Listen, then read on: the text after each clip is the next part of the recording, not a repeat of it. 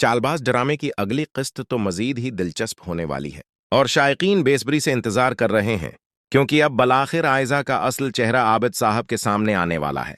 अगरच्चा आज की किस्त में यह मंजर दिखा देना चाहिए था, लेकिन टीजर देखकर सस्पेंस और भी बढ़ गया है। टीजर में साफ दिखाया गया कि आबिद साहब न सिर्फ आयजा से सवाल करेंगे, बल्कि उसके मुंह पर एक जोरदार थप्पड़ भी मारेंगे। इधर रोहान को भी अब पूरी तरह समझ आ गया है कि आयजा भाभी को उन्हीं के अंदाज में हैंडल करना है। इसीलिए वो असद भाई के सामने आयजा से मुआफिया मांगता, इनके आगे पीछे घूमता नजर आता है, ताकि सबके सामने वो अच्छी भाभी बनने का तासर कायम रखे।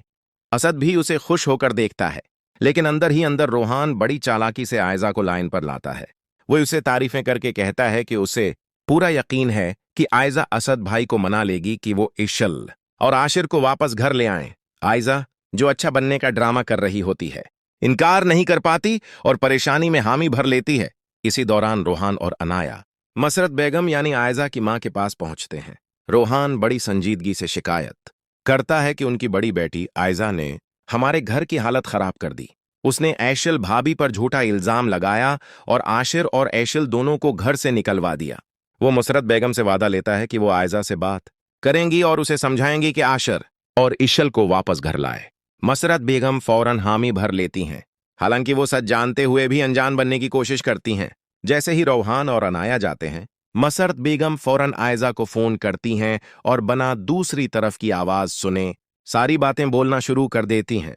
वो कहती हैं कि रोहान और अनाया आए थे और उन्हें लगता है कि ऐशल पर झूठा इल्जाम तुमने लगाया है। इस वक्त आबिद साहिब आयजा का फोन कान से लगाकर सब कुछ सुन रहे होते हैं और सच सुनकर हक्का बका रह जाते हैं। अभी वो कुछ कहते भी नहीं कि मसरत बेगम उसे मजीद चेतावनी देती हैं कि अगर ऐशल ने मुंह खोल दिया तो तुम्हारा सारा ड्रामा खत्म हो जाएगा, खासतौर पर वो तलाक जिसे तुमने सबसे छुपा रखा है। ये सब सुनकर आबिद साहब के हाथ से फोन गिर जाता है। इतने बड़े बड़े झूठ उन पर आश्कार हो जाते हैं। आयजा कमरे में दाखिल होती है तो पूछती है कि किसका फोन था, मगर आबिद साहब उसकी कोई बात सुनने को तैयार नहीं होते। वो सीधा पूछते हैं, ऐशल पर झूठा इल्जाम लगाकर उसे घर से तुमने निकाला? अनाया तलाक याफ्ता है, ये बड़ा सच भी तुमने छिपाया? आयजा ये सुनकर सकते मैं आ जाती है कि ताया अबू को सब कैसे पता चल गया। आबिद साहब उसकी हालत देखकर उसके मुन्ना पर जोरदार थप्पड़ मार देते हैं और कहते हैं, इतनी बड़ी बात छिपाई, इतना बड़ा झूठ बोला सबसे। आबिद साहिब असद को सब सच बताने ही वाले होते हैं, और अगर ऐसा हो जाता तो असद यकीनन आयजा को धक्के देकर घर से निकाल देता। ये सूरत-हाल आयजा बर्दाश्त नहीं कर सकती।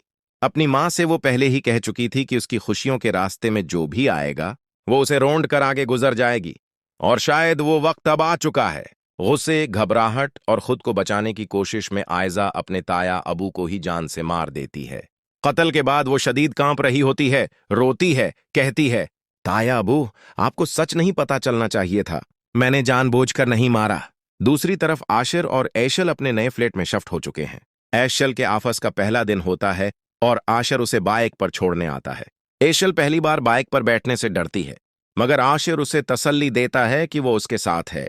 आफिस पहुंचकर ईशल अपने कमरे में बैठ जाती है, क्योंकि वो आफस की पार्टनर है। उसे देखकर असद फौरन आ जाता है और उसे सख्त जमलों से जलील करता है कि उसकी हिम्मत कैसे हुई आफस आने की। दूसरी तरफ रोहान ईशल को देखकर खुश होता है और वेलकम करता है। वो कहता है कि अगर आशिर भी होता तो मजा आ जाता। ईशल उसे बताती है कि आशिर भी जल्द आ जाएगा। इसी दौरान घर में ताया अबू की लाश पड़ी है और किसी को खबर नहीं। अचानक आयजा असद को फोन करती है, ताया अबू को कुछ हो गया है, वो हिल नहीं रहे।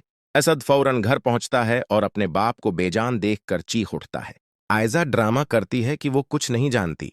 इधर आयजा के वालिद भी बेचैन हो जाते हैं कि भाई साहब को फोन करें, दिल घबरा रहा होता है। आखिर में सवाल यही खड़ा होता है, क्या वाकई आयजा अपनी बर्बादी से बचने के लिए अपने ताया अबू को रास्ते से हटा सकती है? क्या वो इतनी गरी हुई हरकत कर सकती है? कमेंट में अपनी राय जरूर दें।